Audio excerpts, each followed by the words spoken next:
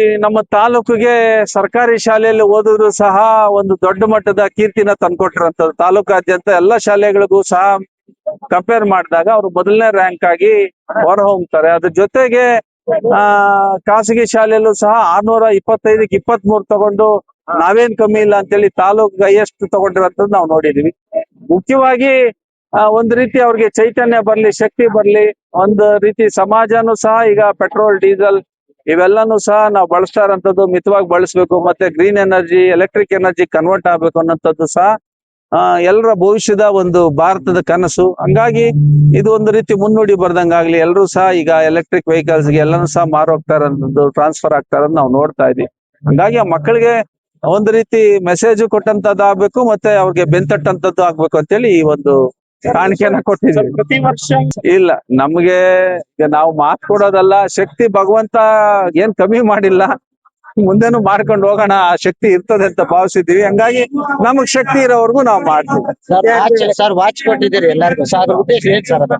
ನೋಡಿ, ಸಮಯ ಬಹಳ ಮುಖ್ಯ ಮನುಷ್ಯನಿಗೆ. ಸಮಯದ ತಿಳುವಳಿಕೆ, ಪ್ರಜ್ಞೆ ನಮ್ಗಿಲ್ಲ. ನಾವೆಲ್ಲ ಒಂದ್ ಕಡೆ ಮೈ ಮರೆಯೋದು, ಕಾಲಹರಣ ಮಾಡೋದು, ಒಂದ್ ರೀತಿ ಕೆಟ್ಟ ಚಟಗಳಿಗೆ ಅಳವಡಿಸ್ಕೊಂಡು ನಮ್ಮನ್ನ ನಾವು ತುಳಿಸ್ಕೊಳ್ಳುವಂಥದ್ದು, ಇಲ್ಲ ಎಲ್ಲೋ ಒಂದ್ ರೀತಿ ಆನ್ಲೈನ್ ಗೇಮ್ ಅಲ್ಲಿ ತೊಳೆಯುವಂಥದ್ದು. ಇವತ್ತಿನ ಯುವಕರು ಮೊಬೈಲ್ ಅಲ್ಲಿ ರೀಲ್ಸ್ ಹುಚ್ಚು, ಮತ್ತೆ ಬರೀ ವಿಡಿಯೋಸ್ ನೋಡೋಂಥದ್ದು, ಇಂಥವೆಲ್ಲನೂ ಸಹ ಅನೇಕ ರೀತಿಯಲ್ಲಿ ನಾವು ಸಮಯನ ಕಾಲಹರಣ ಮಾಡ್ತಾ ಇದ್ದೀವಿ. ಹೆಚ್ಚು ಸಮಯನ ಇಂಟರ್ನೆಟ್ ಅಲ್ಲಿ ಕಳೆಯುವಂತ ದೇಶ ಭಾರತದಲ್ಲಿ ಹೆಚ್ಚು ಕಮ್ಮಿ ಒಂದು ದೊಡ್ಡ ಮಟ್ಟದ ಸಮಯನ 7ರಿಂದ 8 ಅವರ್, 6 ಅವರ್ ಕನಿಷ್ಠ ಸಮಯನ ಈ ದೇಶದ ಜನ ಮೊಬೈಲ್ ಅಲ್ಲಿ ಕಳೀತಾ ಇರೋದನ್ನ ನಾವು ಸ್ಟಾಟಿಸ್ಟಿಕ್ಸ್ ಹೇಳ್ತಾ ಇದೆ.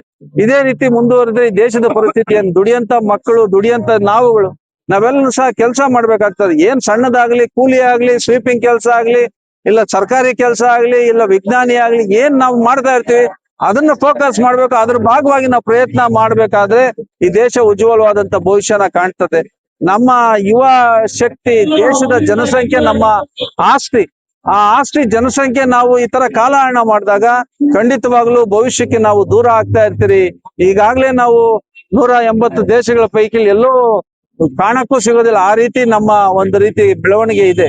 ಅದನ್ನೆಲ್ಲ ದಾಟಿ ಮುಂದಿನ ದಿನಗಳಲ್ಲಿ ಭವಿಷ್ಯದ ಭಾರತನ ಕಟ್ಟಬೇಕು. ಒಂದು ಸದೃಢವಾದಂತ ಕ್ಲೀನ್ ಭಾರತ ಆಗ್ಬೇಕು, ಆರ್ಗ್ಯಾನಿಕ್ ಭಾರತ ಆಗ್ಬೇಕು, ಸ್ವಚ್ಛ ಭಾರತ ಆಗ್ಬೇಕು, ಭ್ರಷ್ಟಾಚಾರ ರಹಿತ ಭಾರತ ಆಗ್ಬೇಕಂದ್ರೆ ಎಲ್ಲರೂ ಸಹ ಕೈ ಜೋಡಿಸ್ಬೇಕು, ಎಲ್ಲರೂ ಸಹ ಪಣ ತೊಟ್ಟು ಕೆಲಸ ಮಾಡೋಂಥದ್ದಾಗಬೇಕು. ಹೆಚ್ಚು ಸಮಯಕ್ಕೆ ಹೆಚ್ಚು ಯಾರು ಒತ್ತು ಕೊಡ್ತಾರೋ ಅವ್ರೆಲ್ಲರೂ ಸಹ ಭವಿಷ್ಯದ ಒಂದು ಚುಕ್ಕಾಣಿ ಹಿಡಿದು ಉನ್ನತ ಸ್ಥಾನಕ್ಕೆ ಹೋಗ್ತಾರೆ ಅನ್ನೋದು ನನ್ನ ಅಭಿಪ್ರಾಯ. ರಾಶಿ ಕಲೆಂಡರಿ. ನಾನು BJS public school Hanumanthapura gate ಶಿಡ್ಲಘಟ್ಟದಲ್ಲಿ 10ನೇ ತರಗತಿಯನ್ನು ಪೂರ್ಣಗೊಳಿಸಿದ್ದೇನೆ. 2025-26ನೇ ಸಾಲಿನಲ್ಲಿ SSLC ಪರೀಕ್ಷೆಯಲ್ಲಿ 625 ಅಂಕಗಳಿಗೆ 622 ಅಂಕ ಗಳಿಸಿದ್ದೇನೆ. ಇದಕ್ಕೆಲ್ಲ ಕಾರಣ ನಮ್ಮ ಪೋಷಕರು, ನಮ್ಮ ಪ್ರಾಂಶುಪಾಲರು ಮತ್ತು ನಮ್ಮ ಶಿಕ್ಷಕರು. ಇದನ್ನ ಗುರುತಿಸಿ ಪುಟ್ಟು ಸರ್ ಅವರು ನಮ್ಗೆ ಒಂದು ಅಮೂಲ್ಯವಾದ ಉಡುಗೊರೆಯನ್ನ ಕೊಟ್ಟಿದ್ದಾರೆ.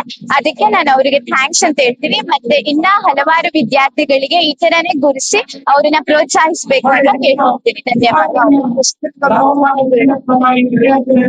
ಒಂದ್ ಬೈಕ್ ಸಿಕ್ಕಿದೆ, ಒಂದ್ ಬ್ಯಾಗ್ ಕೊಟ್ಟಿದ್ದಾರೆ, ಮತ್ತು ಒಂದ್ ವಾಚ್ ಕೊಟ್ಟಿದ್ದಾರೆ. ಖುಷಿ ಆಗ್ತಿದೆ. ಸ್ಟೇಜ್ ಮೇಲೆ ಬಂದು ಆನರ್ಸ್ ಸ್ವೀಕಾರ ಮಾಡಿದ್ದು, ಇದೆಲ್ಲ ಒಂಥರ ಮಿರಾಕಲ್ ತರ ನಡೀತಿದೆ. ನಮ್ಮ ಪೋಷಕರು ನೀರ್ ಗಾಡಿ ಓಡಿಸ್ತಿರೋದು ಶಿಡ್ಲಘಟ್ಟದಲ್ಲಿ. ತುಂಬಾ ಕಷ್ಟ ಬಿದ್ದು ನನ್ನ ಓಡಿಸಿದ್ದಾರೆ. ನಾನು ಇವ್ರನ್ನ ಮುಂದೆ ಚೆನ್ನಾಗಿ ನೋಡ್ಕೊಳ್ಬೇಕು ಅನ್ನೋದೇ ನಂದೊಂದು ದೊಡ್ಡ ಆಸೆ. ತಂದೆ ತಾಯಿ ಕಷ್ಟಪಟ್ಟು ಓದಿಸಿದ್ದಕ್ಕೆ ತಂದೆ ತಾಯಿಗಳಿಗೆ ಗೌರವನ ಇದೆ. ನಿಮ್ಮ ತಂದೆ ತಾಯಿಗಳು ಕಷ್ಟಪಟ್ಟು ಓದಿಸಿರೋದಕ್ಕೆ ನೀವು ಒಂದು ಪ್ರೈಸ್ ಬಂದಿರೋದು ನಿಮ್ ತಂದೆ ತಾಯಿಗಳಿಗೆ ಗೌರವ ಕೊಡೋಕೆ ತರ ಇದೀರಾ? ಖಂಡಿತವಾಗ್ಲೂ ಇದೆ. ಹೇಗೆ ಅನಿಸ್ತಿದೆ ನಿಮ್ಗೆ? ತುಂಬಾ ಪ್ರೌಡ್ ಫೀಲ್ ಆಗ್ತಿದೆ. ಅಂದ್ರೆ ಈ ತರ ಮಾಡ್ತಾರೆ ಅಂತ ನಾನು ಅನ್ಕೊಂಡಿರ್ಲಿಲ್ಲ. ಬಟ್ ನಾನು ಮಾಡಿರೋದಕ್ಕಿಂತ ನಾನು ಅನ್ಕೊಂಡಿದ್ದಕ್ಕೂ ಜಾಸ್ತಿ ಮಾಡಿದ್ದಾರೆ. ಎಲ್ರಿಗೂ ಥ್ಯಾಂಕ್ಸ್ ಹೇಳ್ತೀನಿ. ನಾನು ಫ್ಯೂಚರ್ ಅಲ್ಲಿ ದೊಡ್ಡ ಫಾರ್ಮಸಿಸ್ಟ್ ಆಗ್ಬೇಕು ಅನ್ಕೊಂಡಿದ್ದೀನಿ.